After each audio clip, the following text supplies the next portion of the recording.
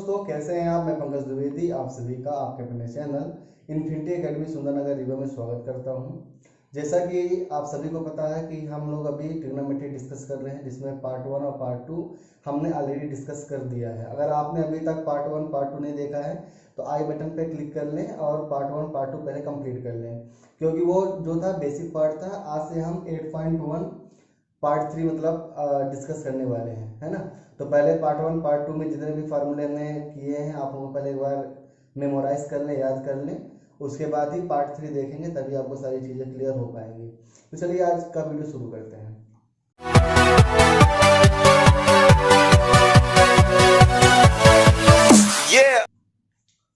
देखिए स्टूडेंट, 8.1 का question number 1 आपकी स्क्रीन पर है। क्वेश्चन है, एक ट्रायंगल एबीसी है जो कि बी पर राइट एंगल है। Question English medium Hindi medium वाले दोनों प्रकार के बच्चे ताकि समझ सकें, मैं दोनों प्रकार के लैंग्वेज का यूज कर रहा हूँ। तो क्वेश्चन लिखा हुआ है आपका इंग्लिश में, मैं उसको हिंदी में एक्सप्लेन कर रहा हूँ। एनसीईआरटी, जैसा कि आप सभी को पता है कि अब एनसीईआरटी ही लग रही है, चाहे वो सीबीएसई का स्टूडेंट हो, चाहे एमपी बोर्ड का हो या किसी भी स्टेट का हो। तो ये जो क्वेश्चन है ये एनसीईआरटी का है। आप एमपी बोर्ड वाली बुक पे भी देखेंगे, सेम बुक ही कॉपी किया गया है। तो एक ट्रायंगल एबीसी है, तो पहले ट्रायंगल एबीसी है और वो राइट एंगल है कहाँ पे, बी पर। तो पहले ट्रायंगल आपको बनाना पड़ेगा, तो मैं बना के दिखा रहा हूँ आपको कैसे सॉल्व करना है, क्या अप्रोच होगी इस क्वेश्चन को सॉल्व करने के लिए। तो राइट एंगल क्या बोल रहा है, बी पे। जैसे क्वेश्चन बोलेगा वैसे ही आपको लिख देना है।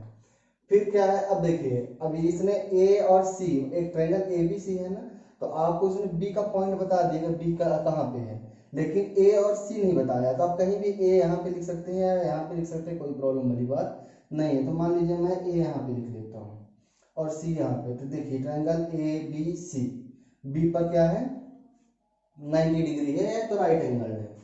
अब देखिए ए बी की वैल्यू क्या दिया है 24, तो ए बी क्या है, ये है 24 सेंटीमीटर और बीसी क्या है 7 सेंटीमीटर।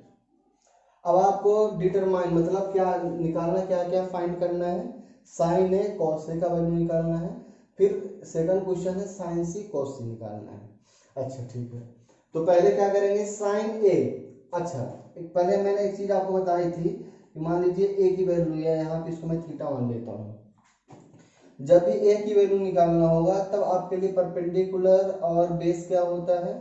अब मान लीजिए जब यहाँ पे इसकी वैल्यू निकालनी होगी तब परपेंडिकुलर और बेस क्या होगा, वो चीज मैंने पार्ट 1 पे बताया हुआ है। तो अगर आपने नहीं देखा तो प्लीज एक बार उसको जरूर देख लीजिएगा, अदरवाइज आपको ये कॉन्सेप्ट क्लियर नहीं होगा कि हम अलग अलग परपेंडिकुलर और बेस क्यों क्वेश्चन से अलग अलग ले रहे हैं, ठीक है ना। तो देखिए जब आपका ए ये है तो इसकी अपोजिट साइड क्या है, ये है।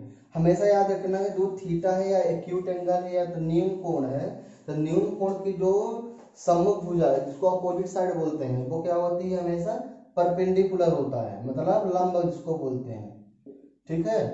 और जो उसकी एडजेसेंट मतलब जो संलग्न भुजा होती है उसको क्या बोलते हैं, बेस बोलते हैं। थोड़ा इस चीज को जरूर, बेस मतलब आधार, इसको क्या बोलते हैं हिंदी वाले, लंब, और इसको क्या बोलते हैं, आधार बोलते हैं, ठीक। अब देखिए बहुत आसान क्वेश्चन है। जब आपको दो साइड पता हो, थर्ड साइड पता ना हो, मतलब आपको हाइपोटेनस कर्ण के बारे में कोई भी जानकारी नहीं है, इसको कर्ण बोलते हैं, हाइपोटेनस। तो आपको क्या करते हैं, हम लोग क्या यूज करते हैं, पाइथागोरस थ्योरम यूज करते हैं। आपने क्लास 8 में पढ़ा भी होगा, है ना।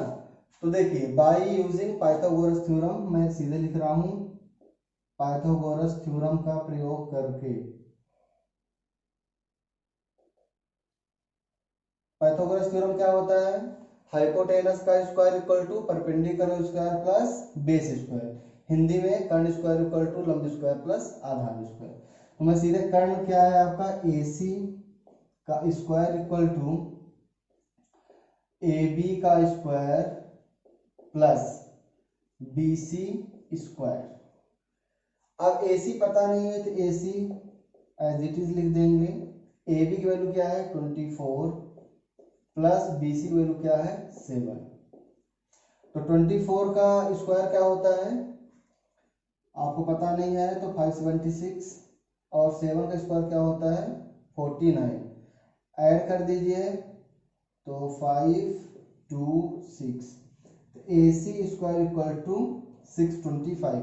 ये सारी चीजें क्लास 8 में आपने पढ़ा हुआ है, अगर आपको नहीं पता है तो क्लास 8 एक बार रिवाइज कीजिए। अब AC equal to under root of 625, क्यों? क्योंकि जब स्क्वायर का साइन हटाते हैं तो सामने वाले पे अंडर रूट का साइन लगाते हैं। तो AC इक्वल टू ये क्या है, किसका स्क्वायर है 25 इंटू 25। तो ये जो पेयर है इस पेयर को क्या कर लेते हैं, बाहर निकाल लेते हैं, तो क्या हो जाएगा 25 सेंटीमीटर। मतलब AC की वैल्यू कितनी पता चल गई 25 सेंटीमीटर। अब देखिए, अब आएंगे कहाँ पे क्वेश्चन पे, आपको जो भी क्वेश्चन निकालना है। जैसे आपको क्या है साइन A निकालना है और कॉस A निकालना है। तो साइन थीटा क्या होता है, साइन थीटा क्या होता है परपेंडिकुलर अपॉन हाइपोटेनस। सारी चीजें हमने डिस्कस करी है पार्ट 1 पार्ट 2 पे, कैसे क्या होता है। तो इसका क्या होता है परपेंडिकुलर अपॉन हाइपोटेनस, मैं पूरा नहीं लिख रहा हूँ बार बार, है ना, हाइपोटेनस। तो sine A equal to perpendicular क्या है आपका 7 सेंटीमीटर, तो 7 अपॉन और हाइपोटेनस क्या है 25। तो ये आपको किसकी वैल्यू पता चल गई साइन A की।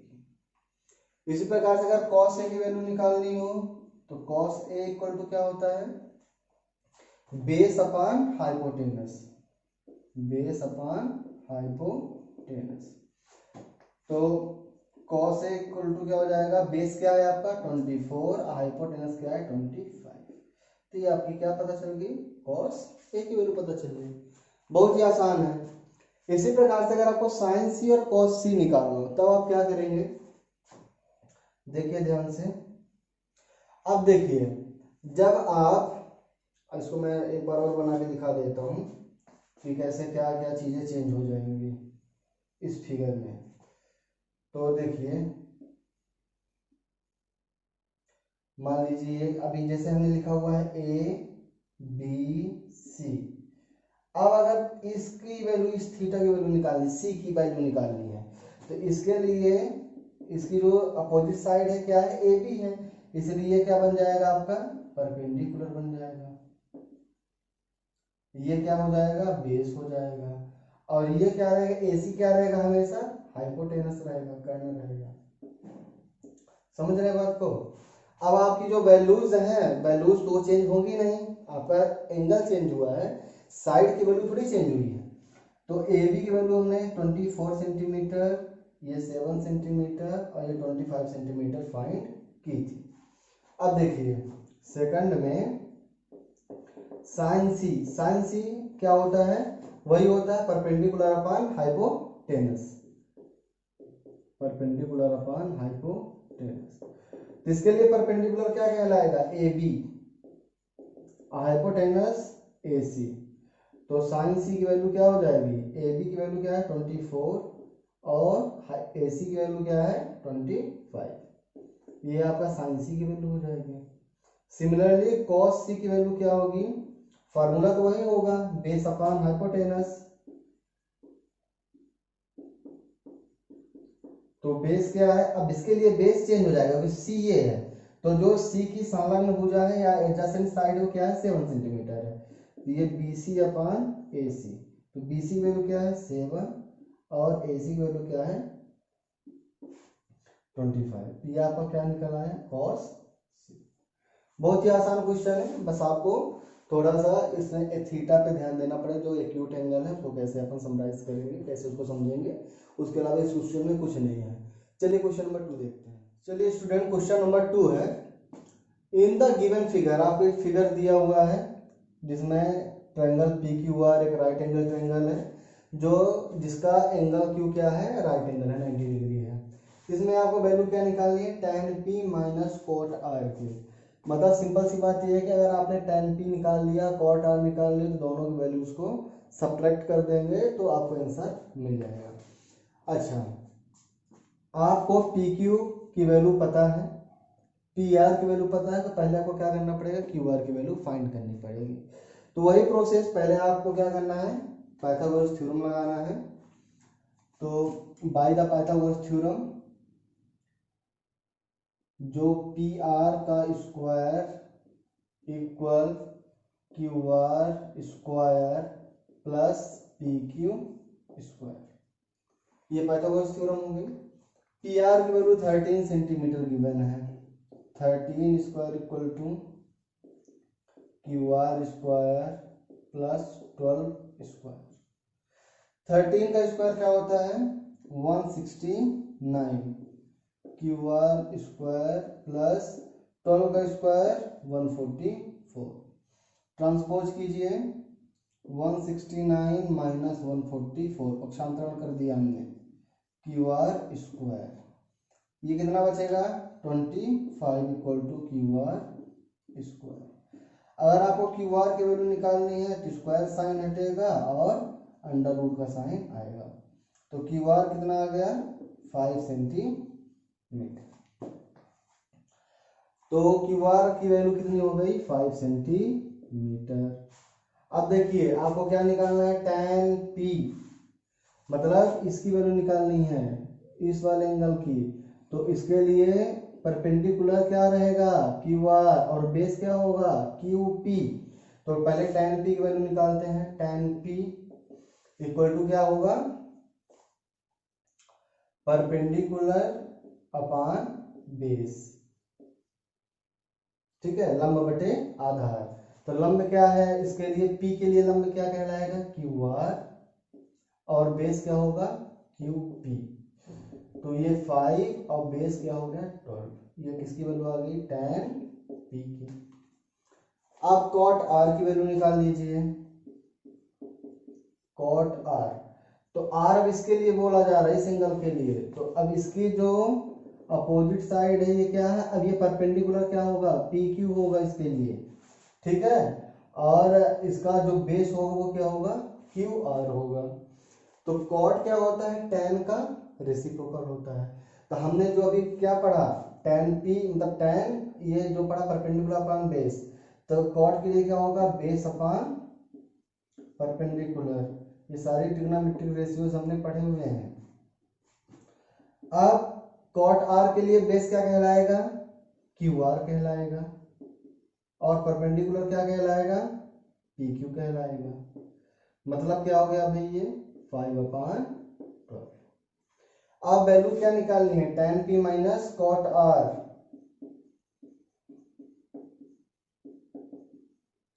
तो tan p की वैल्यू 5/12, कॉट आर की वैल्यू भी 5/12, दोनों कैंसल आउट हो जाएंगे और वैल्यू क्या आ जाएगी, रिजल्ट आंसर क्या हो जाएगा आपका 0।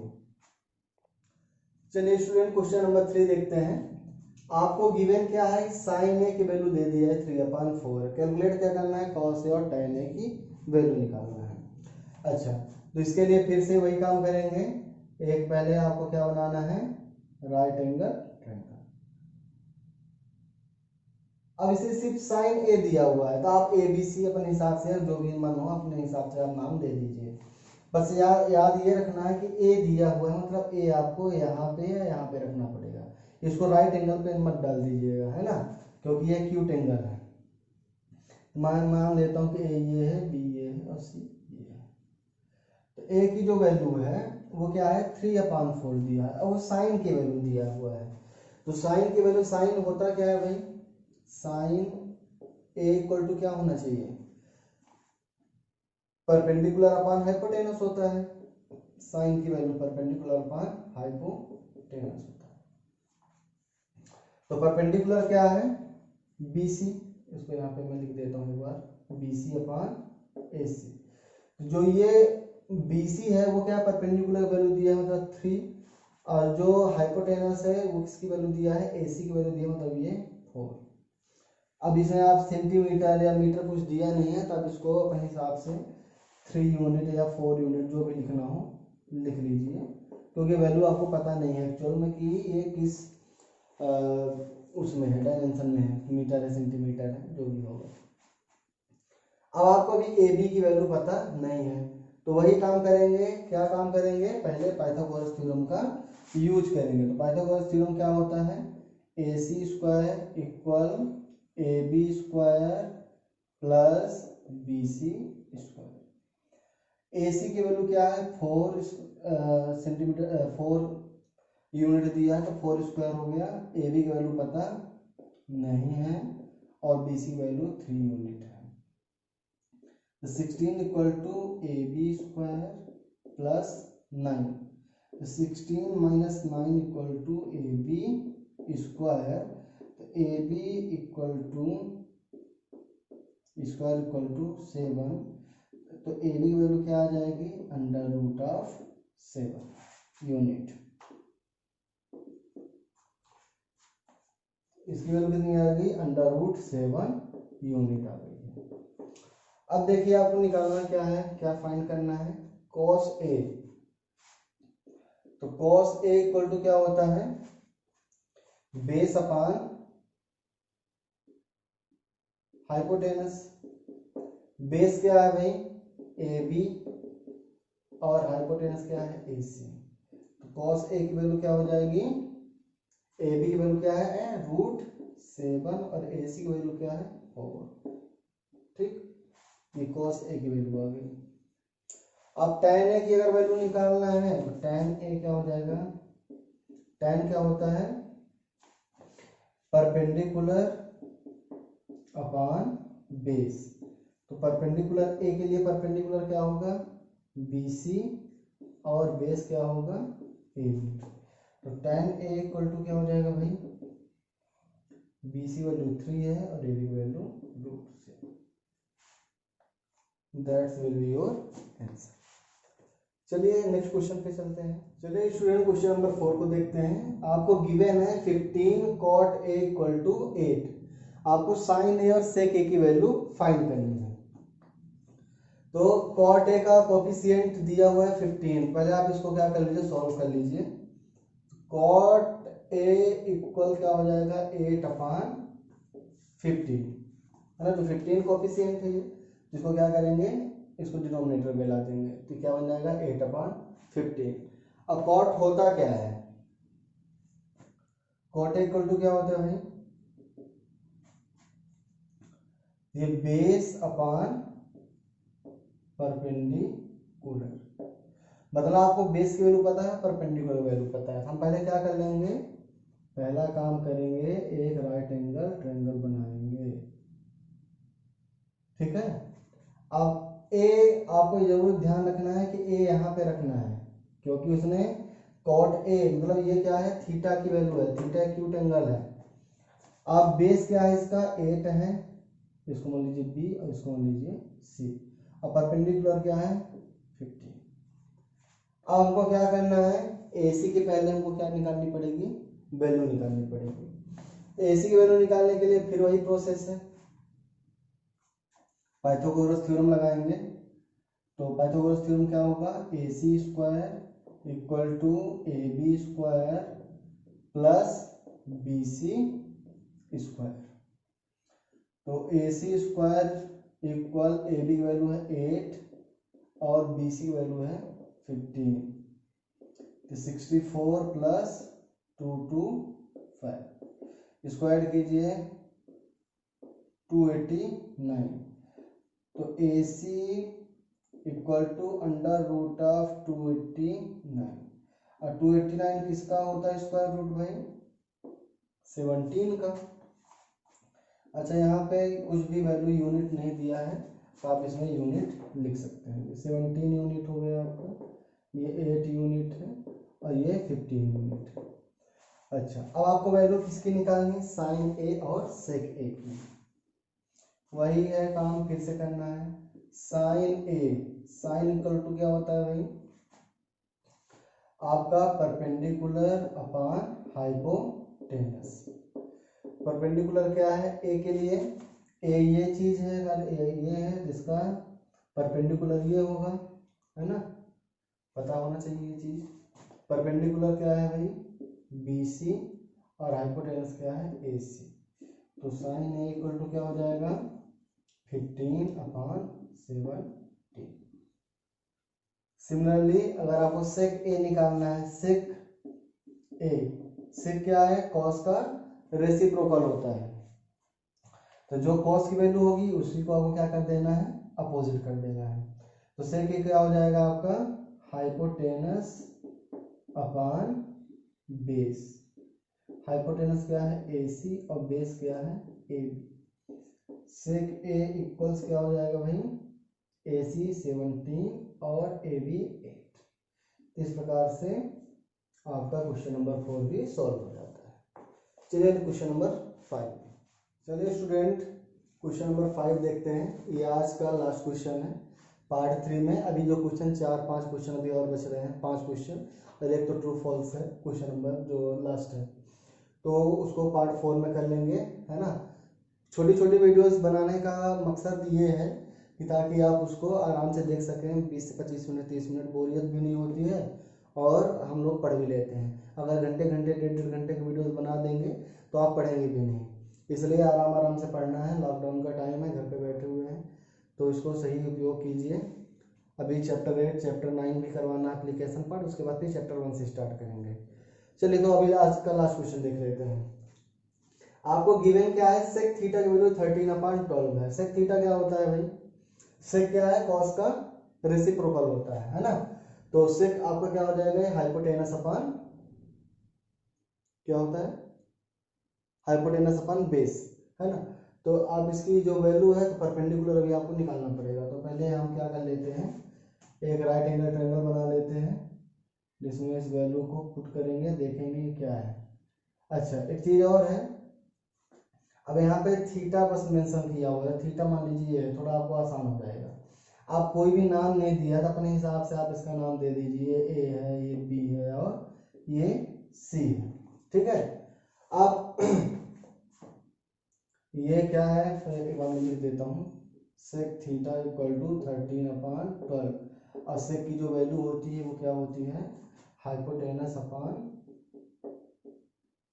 बेस, ठीक है ना। तो हाइपोटेनस को क्या दिया है, 13 यूनिट है, और बेस क्या है आपका 12 यूनिट है। पाइथागोरस थ्योरम आप अप्लाई करेंगे तो इसको ये क्या मिल जाएगी, 5 यूनिट, है ना। देख लेते हैं कैसे। तो ये हो जाएगा AC square equal to AB square plus BC square. अब आपको 13 का स्क्वायर और ये 12 का स्क्वायर पता है, BC की वैल्यू अभी पता नहीं है।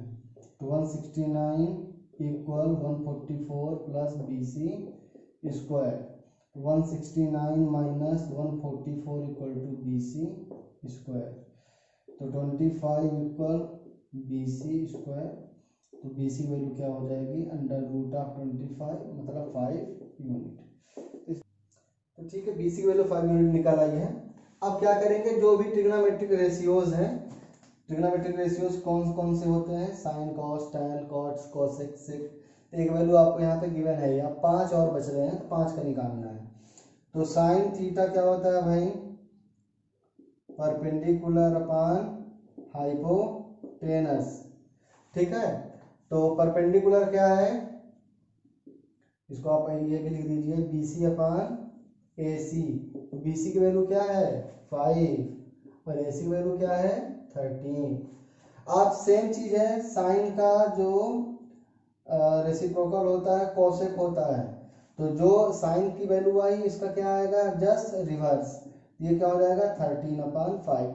आप ये भी लिख सकते हैं hypotenuse upon perpendicular equal to AC upon BC equal to 13/5। जैसे मैंने ये सिस्टम लिखा, सेम कोसेक थीटा के लिए भी आपको लिखना है एग्जाम में, ठीक है। अब साइन के बाद किसका निकाले हैं, कॉस। कॉस थीटा क्या होता है भाई, कॉस थीटा होता है आपका बेस अपॉन हाइपोटेनस। तो बेस क्या है AB और हाइपोटेनस क्या है AC।